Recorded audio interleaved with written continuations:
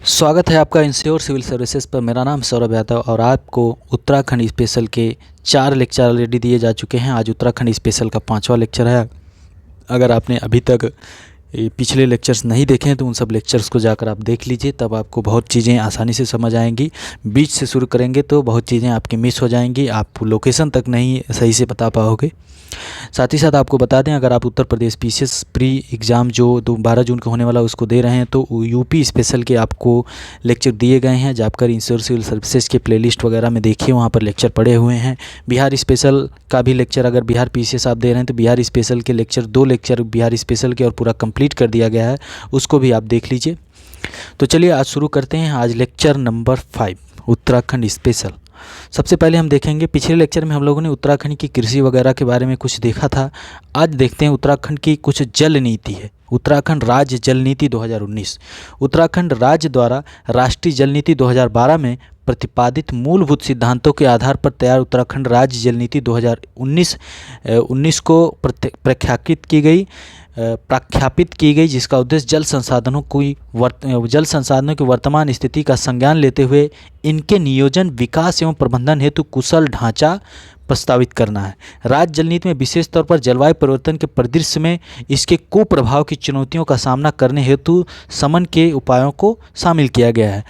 इसके अतिरिक्त जल संसाधनों के संरक्षण, संवर्धन एवं परीक्षण हेतु विभिन्न उपायों को भी राज्य जल नीति में सम्मिलित किया गया है। जल लेखा परीक्षक तंत्र तथा एवं आयतन आधारित तार्किक जल प्रभार तंत्र एवं प्रबंधन सूचना तंत्र विकसित किए जाने संबंधी प्रावधान भी शामिल किए गए हैं। तो ये सब कुछ चीज़ें इसमें लिखी गई हैं, लेकिन याद रखिएगा उत्तराखंड में अभी नई जल नीति जो आई है वो 2019 में आई है। और वर्ल्ड वाटर डे कब सेलिब्रेट किया जाता है इसको आप कमेंट करिएगा।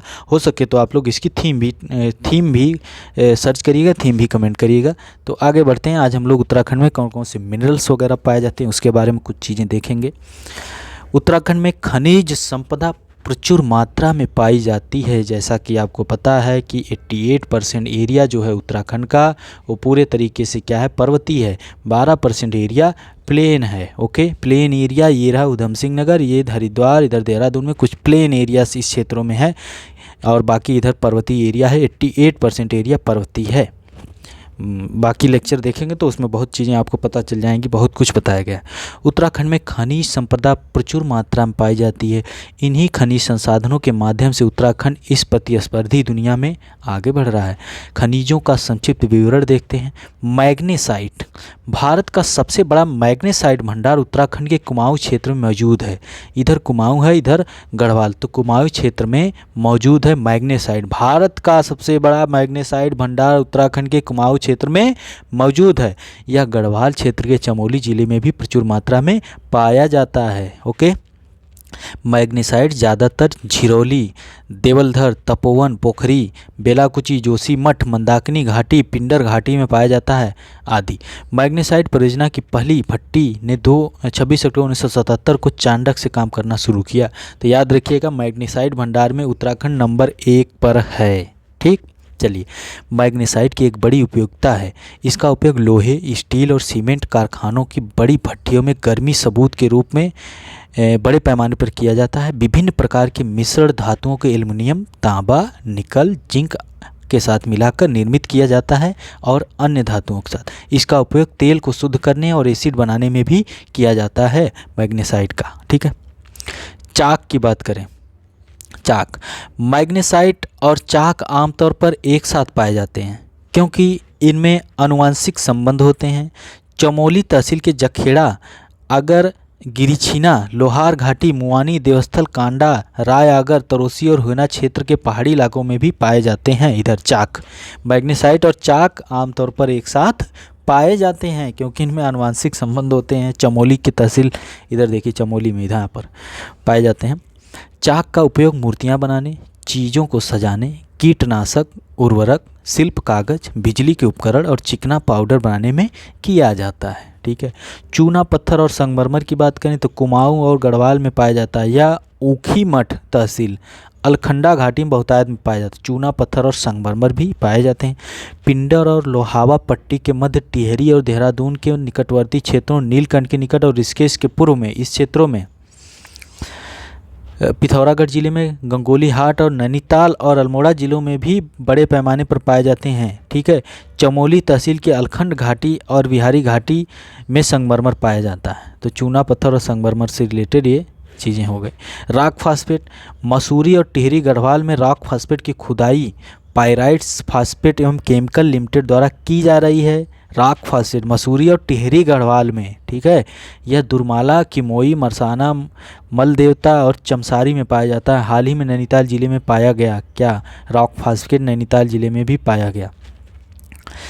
उर्वरक उद्योगों में उपयोग किया जाने वाला खनिज और अम्लीय मिट्टी के उपचार के लिए उपयोग किया जाता है। उर्वरक उद्योगों में इसका प्रयोग किया जाता है रॉक फास्फेट का। ठीक है। तो यहाँ कुछ मैग्नेसाइट अभी याद रखिएगा, मैग्नेसाइट सर्वाधिक मात्रा में पाया जाता है। चूना पत्थर, संगमरमर, चाक, ये सब चीज़ें यहाँ हो गई। और कुछ मिनरल्स हैं। हाँ, रॉक फास्फेट हो गया। हाँ, रॉक फास्फेट मसूरी और टिहरी गढ़वाल में रॉक फास्फेट खुदाई पाइराइट्स फास्फेट केमिकल द्वारा की जा रही है, ये हमने देखा अभी। सोने की बात करें, सोना यह शारदा और रामगंगा नदियों की रेत से प्राप्त होता है। शारदा और रामगंगा नदियों की रेत से प्राप्त होता है और अलखंड और सोन नदियों के पिंडर की रेत में कणों के रूप में प्राप्त होता है। यह एक महंगी धातु है। सोने का उपयोग दवा बनाने, इलेक्ट्रोप्लेटिंग, फोटोग्राफी, कांच की चूड़ियों को चमकाने और आभूषण बनाने में किया जाता है। ठीक है। इसका प्रयोग तो सबको पता है। लोहे की बात करें, यह नैनीताल जिले के रामगढ़, काला डूंगी, गढ़वाल के चांदपुर पट्टी, राजबागुना, कालीफाट, दूध तोली, चोपड़ा, लोहा गांव, दसोली आदि में पाया जाता है। लोहा नैनीताल जिले के, ठीक है, नैनीताल में मुख्य रूप से। कोयला उत्तराखंड के कुमाऊं और गढ़वाल क्षेत्रों में इसकी खुदाई का कार्य किया जा रहा है। भारतीय भूवैज्ञानिक सर्वेक्षण विभाग के निर्देशन में कुमाऊं और गढ़वाल क्षेत्रों में कोयले की खुदाई की जा रही है। पत्थर और पटिया, प्राचीन काल में पहाड़ी क्षेत्र के घरों की छतों में प्रयुक्त होने वाला पत्थर यह दर्शाता है कि यह उत्तराखंड में हर जगह पाया जाता है। अल्मोड़ा के छतों, आंगनों, नालियों, सड़कों आदि के निर्माण के लिए उपयोग किए जाने वाला स्लैब की अच्छी गुणवत्ता पाई जाती है। पत्थर और पटिया मतलब पूरा पाया जाता है, चारों तरफ पहाड़ है, पर्वत है। सीसा, पिथौरागढ़ के चांडक, देवलगढ़, रालम और भैंस खाल, अल्मोड़ा के रड़ई, गढ़वाल के नागपुर क्षेत्र, देहरादून जिले की टोन नदी घाटी में, कोमा, बुरेला और मुघौल में पाया जाता है। यह परिवहन उपकरणों और उर्वरकों में उपयोग किया जाता है। यह एक भारी और लोचदार धातु है। जिप्सम, देहरादून में खिसार कुली और भाटा गांव के पास पाया जाता है। धपीला, नैनीताल, खरारी यहाँ पर भी पाया जाता है। ठीक है। तो जिप्सम देहरादून में मुख्य रूप से और फिर नैनीताल में भी है। यहाँ पे लिखा है। सल्फर की बात करें, सल्फर या नंदप्रयाग से 50 किलोमीटर पूर्व में सुतौल गांव में पाया जाता है। सल्फर। यूरेनियम टिहरी गढ़वाल क्षेत्र में पाया जाता है। टिहरी गढ़वाल देखिएगा मैप में। चांदी अल्मोड़ा में थोड़ी मात्रा में पाया जाता है। टाक जो है कि यह बहुत नरम खनिज है, पिथौरागढ़ अल्मोड़ा में पाया जाता है। टैल्कम पाउडर, पेंट, साबुन, कीटनाशक पाउडर, कपड़ा और कागज आदि बनाने में प्रयोग किया जाता है। एस्बेस्टस की बात करें, गढ़वाल, ऊखीमठ और कंधेरा अल्मोड़ा में पाया जाता है। मुख्य रूप से सीमेंट निर्माण और बिजली के उपकरणों में उपयोग किया जाता है एस्बेस्टस का। इसकी उच्च गर्मी स्ट्रोक को सहन करने की क्षमता होती है और यह बहुत अधिक रासायनिक प्रतिक्रिया नहीं करता है, क्योंकि इसका उपयोग बड़े पैमाने पर औद्योगिक क्षेत्र में किया जाता है। इसमें चूना और मैग्नीशियम का मिश्रण पाया जाता है। ये लाइमस्टोन है, मैग्नेटाइट, मार्बल, डोलोमाइट। ओके। तो ये कुछ मिनरल्स हैं जो उत्तराखंड में पाए जाते हैं। ये रहा उत्तराखंड का मैप।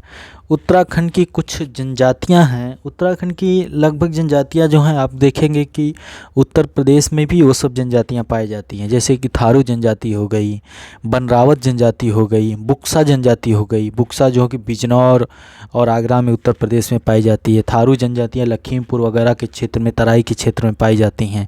सर्वाधिक जनसंख्या में ग्रुप में थारू जनजातियाँ उत्तर प्रदेश में हैं। ओके। अब हम बात कर रहे हैं उत्तराखंड की। तो उत्तराखंड की जनजातियों की बात करें तो इसमें भोटिया, बुक्सा, जौनसारी, राजी और थारू हैं। इनके अतिरिक्त अन्य जनजातियों में सौका और माहीगीर मुख्य हैं। माहीगीर बोलते हैं। उत्तराखंड की ये जनजातियाँ लगभग सभी जिलों में निवास करती हैं। ऊधम सिंह नगर जिले में इनकी संख्या सर्वाधिक है। इसके बाद दूसरा स्थान देहरादून जिले का है। अब देखिए, यहाँ पर ऊधम सिंह नगर जिले में सर्वाधिक हैं, उसके बाद इधर देहरादून में इनकी संख्या है। और यहीं आप देखेंगे, यहाँ पीलीभीत है, यहाँ खीरी है, लखीमपुर खीरी जनपद है उत्तर प्रदेश का। लखीमपुर खीरी में थारू जनजाति के लिए एक महाविद्यालय भी बनाया गया है। ओके, ठीक है। तो सर्वाधिक जनसंख्या कहाँ पर है? उधम सिंह नगर जिले में है, और सबसे कम इस दूसरे स्थान पर देहरादून जिले में है। थारू की बात करें, निवास क्षेत्र थारू जनजाति उत्तराखंड में नैनीताल से लेकर उत्तर प्रदेश के गोरखपुर एवं तराई क्षेत्र में निवास करती हैं। उत्पत्ति और वंश से रिलेटेड इनकी बात करें तो ये किरात वंश के हैं तथा कई उपजातियों में विभाजित हैं। थारू नाम की उत्पत्ति के विषय में इतिहासकारों द्वारा अनेक संभावनाएं व्यक्त की गई हैं। कुछ विद्वानों का कहना है कि थारू जात के लोग राजपूताना के थार मरुस्थल से जाकर यहाँ बसे हैं, इसीलिए ये लोग क्या कहलाते हैं? थारू कहलाते हैं। ठीक है, तो ये बात हो गई थारू जनजाति से रिलेटेड। अब हम लोग आगे बढ़ते हैं, यहाँ पर देखते हैं कि अगली जनजाति को जानने से पहले हम थारू जनजाति के बारे में और चीज़ें देख लेते हैं। जैसे कि थारू लोगों में विवाह जो होता है, थारू लोगों में विवाह में बदला विवाह अर्थात बहनों के आदान प्रथा की प्रथा है इस लोगों में। और जब विवाह एकदम फिक्स हो जाता है तो उसको इनकी इस जनजाति के द्वारा कहा जाता है पक्की पोढ़ी कहते हैं। ठीक है, इस जनजाति के द्वारा पक्की पोढ़ी कहते हैं। बदला विवाह की प्रथा इसी जनजाति के लोगों में प्रचलित है और आज भी प्रचलित है। ओके, थारू लोग मुख्य रूप से हिंदू धर्म को मानते हैं। ठीक है, हिंदू धर्म को ये लोग मानते हैं। ठीक है, और हिंदू लोगों के जितने भी त्यौहार हैं उसको ये लोग मनाते हैं। ठीक, चलिए आगे बढ़ते हैं। बदला विवाह यही लोग मनाते हैं, क्वेश्चन पूछे जाते हैं। भोटिया जनजाति की बात करें, भोटिया इनका वास्तविक नाम गढ़वाल सीमांत में मारछा, तोलछा और जाड़ तथा कुमायूं सीमांत में सौका है। भोटिया जनजाति का भोटिया शब्द की उत्पत्ति भोट शब्द से हुई है। भोट शब्द का प्रयोग उत्तराखंड में स्थित भोट प्रदेश में निवास करने वाले लोगों के लिए किया जाता है। यह भोट प्रदेश राज्य के उत्तर पर्वतीय क्षेत्र में तिब्बत और नेपाल के साथ सीमा बनाता है। ये लोग उत्तराखंड और धारचूला, मुनस्यारी, बेरी, नाग, डीडी हाट, भटवाड़ी, उत्तरकाशी जनपद में, जोशीमठ, माड़ा, नीति, गोपेश्वर, कपकोट, बागेश्वर, गरुड़ व बैजनाथ आदि के लगभग 291 ग्रामों में निवास करते हैं। धर्म की बात करें तो भोटिया स्वयं को खस या राजपूत मानते हैं तथा राजपूतों के समस्त कुल नाम इनमें पाए जाते हैं। उत्तरकाशी में रहने वाले भोटिया जनजाति के लोगों द्वारा बौद्ध धर्म भी अपना लिया गया है। तिब्बत निवासियों के संसर्ग में पर्याप्त काल तक रहने के बावजूद ये लोग अपनी हिंदू परंपरा एवं धर्म की रक्षा दृढ़तापूर्वक करते आए हैं। ये लोग गावला नामक देवता की पूजा करते हैं। बैंग, रैग, चिम नामक देवता भी इनमें पूजा जाता है। विवाह की बात करें तो भोटिया जनजाति के लोगों में अपहरण विवाह की प्रथा थी। पहले अपहरण करते थे, जो समय के साथ हुए सामाजिक परिवर्तनों के फलस्वरूप समाप्त होती जा रही है। अब विवाह अधिकांशतः लोगों में एक दूसरे से बातचीत करके सही तरीके से होता है। ओके, अगली जनजाति के बारे में देखते हैं। हम लोगों ने थारू और भोटिया के बारे में देख लिया। अब जौनसारी जनजाति की बात करें। जौनसारी निवास क्षेत्र कहाँ है? जौनसारी जनजाति उत्तराखंड के कालसी, चक्राता, त्योड़ी, लाखा मंडल, जौनसार, बाबर, देहरादून, जौनपुर, टिहरी, गढ़वाल, राबेन, उत्तरकाशी तथा परगरने, काना आदि के ऊंचे पहाड़ों, गहरी घाटियों एवं आकर्षित करने वाली चोटियों से घिरे क्षेत्र में निवास करती है। जौनसारी उत्पत्ति का क्या है इन लोगों की? जौनसारी भूमध्य सागरीय क्षेत्रों से संबंधित हैं। इनके रक्त में मंगोलों तथा डोमों का मिश्रण है। जौनसारी जनजाति 3 वर्गों में बटी है। ये हैं खसास, कारीगर और हरिजन खसास। खसास, कारीगर और हरिजन खसास। खसास में ब्राह्मण व राजपूत, कारीगर में लोहार, सुनार, बढ़ई, बाजगी, ओड़ और हरिजन खसास में डोम, कोड, कोल्टा, कोली, मोची आदि सम्मिलित हैं। खसास जौनसारी गोरे और लंबे कद के होते हैं। कारीगर मध्य और सांवले, हरिजन खसास काले व छोटे कद के होते हैं। तो कुछ इस प्रकार से इन लोगों में विभाजन है। ओके, और कुछ चीज़ें देखते हैं। तो ये जौनसारी जनजाति के बारे में हो गया। थारू, बुक्सा, जौनसारी। आगे बात करते हैं बुक्सा जनजाति के बारे में देखते हैं। बुक्सा उत्तर प्रदेश में भी जनजाति पाई जाती है, बिजनौर और आगरा में। बुक्सा का निवास जो है उत्तराखंड के नैनीताल, पौड़ी, गढ़वाल और देहरादून जिले में छोटी छोटी ग्रामीण बस्तियों में लोग निवास करते हैं। नैनीताल के बाजपुर, रामनगर, काशीपुर तहसीलों में इनकी सर्वाधिक जनसंख्या पाई जाती है। सामाजिक संरचना क्या है? बुक्सा जनजाति 4 सामाजिक वर्णों में बटी है। बुक्सा ब्राह्मण समाज में सबसे ऊंचा स्थान रखते हैं। मतलब इस प्रकार से 4 में ये लोग बटे हुए हैं। लेकिन इन लोगों में हिंदू समाज से भिन्न होते हैं। इन लोगों में विधवा बुक्सा समाज में विवाह एक अनुबंध मात्र होता है जो पति और पत्नी में से कोई किसी वक्त तोड़ सकता है। ठीक है।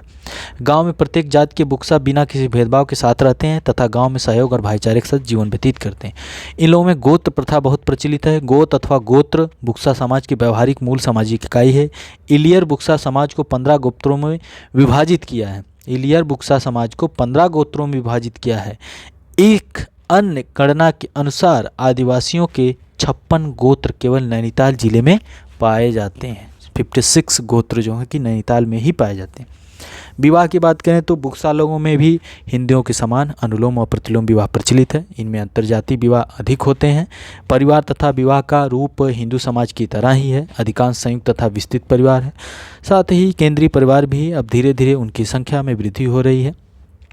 परिवार पितृसत्तात्मक पितृवंशी है। इन लोगों में हिंदू समाज की ही भांति पत्नी विवाह के उपरांत पति के घर जाकर रहती है, परंतु वर्तमान समय में इनमें घर जमाई की प्रथा बढ़ रही है। इनमें बहुपत्नी प्रथा प्रचलित है, बहुपति प्रथा नहीं है। विधवा विवाह का प्रचलन है तथा तलाक भी सरलता से हो जाता है। पूर्व वैवाहिक तथा अतिरिक्त वैवाहिक यौन संबंधों में वृद्धि हो रही है। व्यक्तिवादी विचारधारा भी विकसित हो रही है इस समाज में, बुक्सा में। ठीक है। राजी और बनरावत की बात करें, बनरावत जनजातियां कुछ मात्रा में उत्तर प्रदेश में भी पाई जाती हैं। बनरौत भी कहते हैं राजी या बनरौत। राजी या बनरौत जनजाति पिथौरागढ़ जनपद के धारचूला एवं डीडी हाट विकास खंडों के किमखोला, चिपलथड़ा, गाना गांव है, मौका तिरवा, चौरानी, कूटा, कन्याल और जमतड़ी नामक ग्रामों में निवास करती हैं। इन जनजातियों को राजी, बनरौत, बनराउत, बनरावत, बनमानुस एवं जंगली अथवा जंगल के राजा नामक नामों से संबोधित किया जाता है, लेकिन राजी नाम अधिक प्रचलित है। ठीक है। तो ये राजी और बनरौत, तो ये कुछ जनजातियां हैं। अब हम बात करते हैं उत्तराखंड में अनुसूचित जाति। हम लोग अभी तक देख रहे थे जनजाति, अभी हम वो भी देखेंगे। क्वेश्चन बनता है यहाँ से, कुछ क्वेश्चन जनजातियों से रिलेटेड पूछे जाते हैं, लेकिन क्वेश्चन मुख्य रूप से ज़्यादातर इस प्रकार से पूछे जाते हैं। अनुसूचित जाति जनसंख्या वाले 5 जिले कौन से हैं पूछा जाएगा, तो 1, 2, 3 जिले रखेंगे। तो हरिद्वार, उधम सिंह नगर, देहरादून में अनुसूचित जाति सबसे ज़्यादा है। ठीक है। और अनुसूचित जाति की न्यूनतम जनसंख्या की बात करें तो चंपावत में कम है, फिर उसके बाद थोड़ा ज़्यादा है रुद्रप्रयाग में, फिर बागेश्वर में। ये चीज़ें आपको रटनी पड़ेगी। अगर PCS pre, Uttarakhand PCS pre निकालना है तो ये चीज़ें आपको रटनी पड़ेंगी, क्योंकि क्वेश्चन पूछे जाते हैं, ये आपको जानना ही होगा। ठीक है। सर्वाधिक अनुसूचित जनजाति की बात करें, अभी जो हम लोग पढ़ रहे थे उसमें देखिए उधम सिंह नगर में सर्वाधिक अनुसूचित जनजातियां, फिर देहरादून में है, फिर पिथौरागढ़ में, फिर चमोली में, फिर नैनीताल में। और न्यूनतम की बात करें तो रुद्रप्रयाग में सबसे कम है, फिर टिहरी गढ़वाल में, फिर अल्मोड़ा में है, फिर चंपावत में, फिर पौड़ी गढ़वाल में। ये भी आपको याद करना होगा, रटना पड़ेगा चीज़ें, या तो ट्रिक बना के रखिए। अब कुछ शासनादेश है अनुसूचित जातियों या जनजातियों से संबंधित शासनादेश है, उसको देख लेते हैं। क्या है? उत्तराखंड सरकार ने राजकीय सेवाओं, शिक्षण संस्थानों, सार्वजनिक उद्यमों, निगमों एवं स्वायत्तशासी संस्थाओं में आरक्षण हेतु नया शासनादेश जुलाई 2001 में जारी किया। इसके तहत अनुसूचित जाति को 19%, अनुसूचित जाति को 19%, अनुसूचित जाति को 19%, अनुसूचित जनजाति को 4%, अनुसूचित जनजाति को 4%, अन्य पिछड़ा वर्ग को 14%, महिलाओं को 20%, भूतपूर्व सैनिकों को 2%, विकलांग व्यक्तियों को 3% और स्वतंत्रता संग्राम सेनानियों के आश्रितों के लिए 2% आरक्षण दिए जाने का प्रावधान रखा है। ये 2001 में प्रावधान है और क्वेश्चन यहाँ से बनता है। विधानसभा की कुल 70 सीटें हैं। विधान परिषद नहीं है उत्तराखंड में, पिछले लेक्चर में बताया जा चुका है। विधानसभा की 70 सीटें हैं। 70 सीटों में 13 सीटें अनुसूचित जाति के लिए हैं और 2 सीटें अनुसूचित जनजाति के लोगों के लिए हैं। ठीक है, तो याद रखिएगा, ये बहुत ही महत्वपूर्ण चीज़ें हैं। और भी कुछ चीज़ें हैं जहाँ पर ये जो पेज आपको दिख रहा है ये बहुत ही महत्वपूर्ण है। एक आध क्वेश्चन तो पक्का है, बहुत ध्यान से सुनिए।